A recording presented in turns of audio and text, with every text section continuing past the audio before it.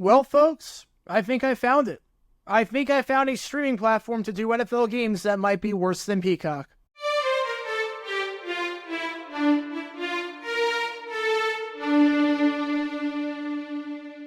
Welcome everybody to GG9 News, where we talk all things NFL all the time. I'm Jared Aaron, representing the 904 from the 602, and today we are talking about the NFL schedule, which is supposed to come out now on Wednesday night, next Wednesday at 8 p.m. Eastern, May 15th, so 1 week from now if you're watching as of this video. And one of the major questions for the schedule is what is going to happen on Christmas Day. The NFL already previously announced that they're playing 2 games on Christmas Day. The networks for those games are to be determined. It's going to be a bidding process. The bidding's starting at around $100 million.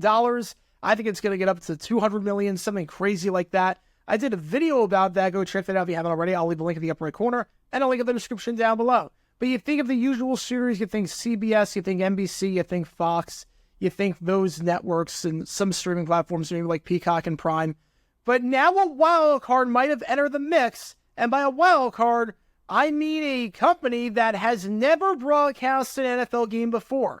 Because there are rumors floating around, according to Boomer Esiason, who's well plugged in with the NFL, that Netflix, yes, Netflix, which has never televised an NFL game before, could televise one of the 2 regular season games taking place on Christmas Day. He said it earlier today on a radio show, so I'll play the clip right now. Take a listen to what Boomer had to say.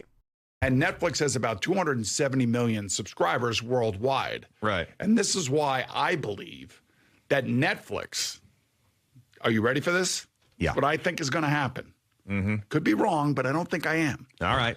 I'm going to give you one of these things. Like one of these things? You want to take it with a grain of salt? You can take grain it with of salt. Spot. Here we go. Do not be surprised if the NFL oh boy, and Netflix oh boy, get in bed. Oh man, for a nice little Christmas Day football games. Wow. I would not be surprised. Now, obviously, Netflix has done some live sports before. They're mainly known as a streaming platform, but they have done some live sports. They did a golf tournament and a tennis tournament, but the tennis tournament didn't really go anywhere. The Netflix Slam, it had at most 1.5 million views. They have a 10-year deal with WWE coming up to televise Raw in 2025, plus the international rights for some other wrestling events like Royal Rumble and WrestleMania. And they are doing the boxing match later this summer involving Mike Tyson and Jake Paul. But this would be the biggest event that Netflix has ever televised sporting-wise live, and maybe the biggest event they've ever televised live. This would be a massive game changer, going to jump into an NFL game right away, a big one at that, on Christmas Day in front of a national audience where everyone is off with no prior experience. And let me tell you something, if the NFL does this, it would be absolutely insane, and I would hate every second of it. And it's not because I am against streaming. I want to make that very clear. It is not because I am against streaming. I am not a fan of putting games exclusively behind platforms. I can live with Amazon Prime, those streaming games. Netflix, right now at least, is not capable of streaming an NFL game. I'm not talking about the crew, I'm not talking about the announcers that you would get, because you just borrow them from other places. You wouldn't be putting a whole new crew together from scratch. I don't trust Netflix to get through this without a hitch.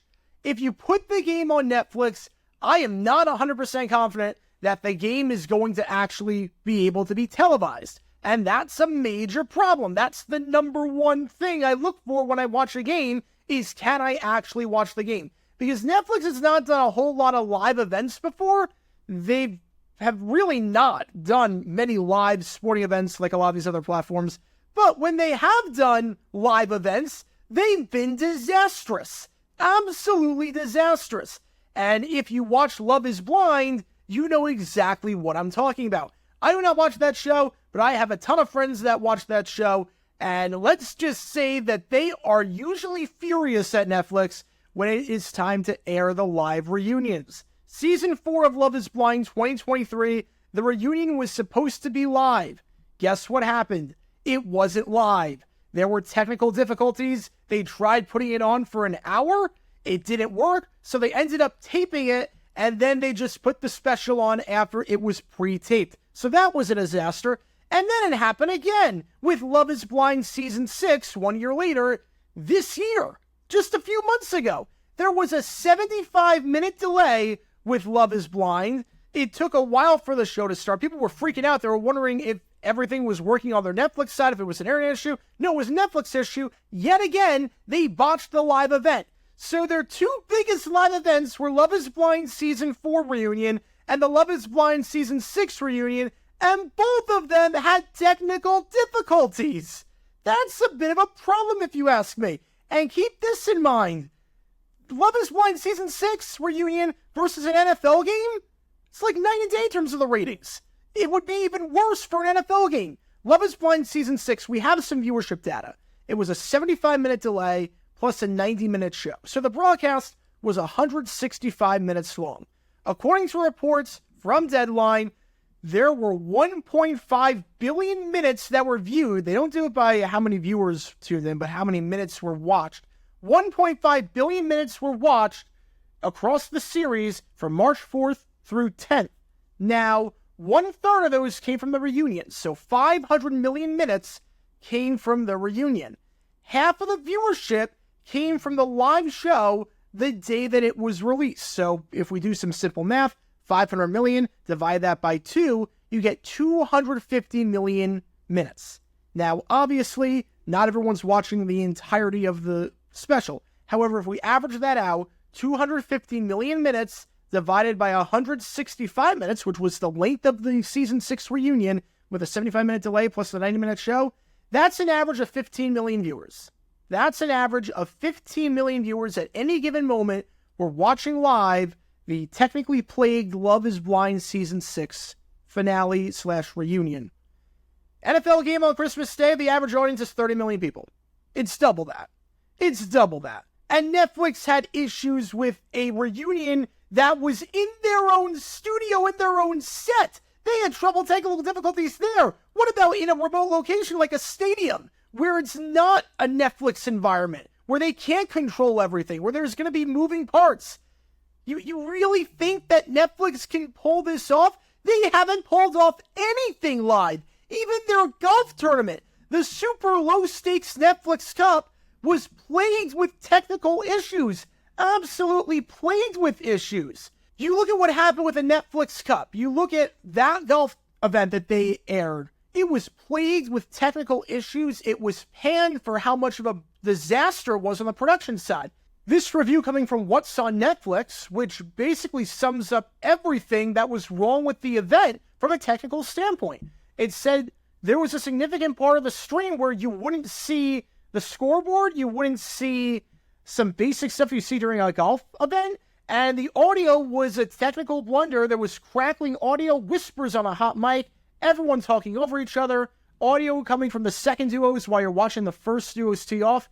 It was a mess. There was even an F-bomb that was dropped if it didn't catch in time that forced them to change the rating to 15 plus instead of a family rating, whatever the lowest rating is on Netflix, because they couldn't catch that in time. So every time, for the most part, every time they've tried a live event, it's been a disaster. Now, they've done comedy specials. Those seem to go without a hitch.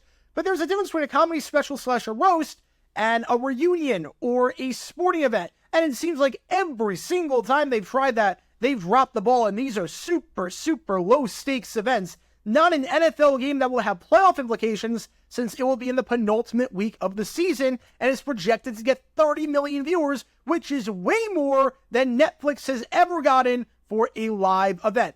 On top of that, I don't see this happening just for the sense that Gabe Spitzer, the vice president of nonfiction sports, talked, according to CBS, to every league and every team to try and collaborate and do something, but those were for series and docu-series like Drive to Survive, like Full Swing, not for the rights to games. It seems like they're taking it slow, and they want to slowly build it up before they can become a major player in the sporting industry. You don't just go from a golf tournament and a tennis tournament that gets no viewership that you created yourself to an NFL game in the penultimate week of the season on Christmas Day that gets 30 million viewers. You don't just do that.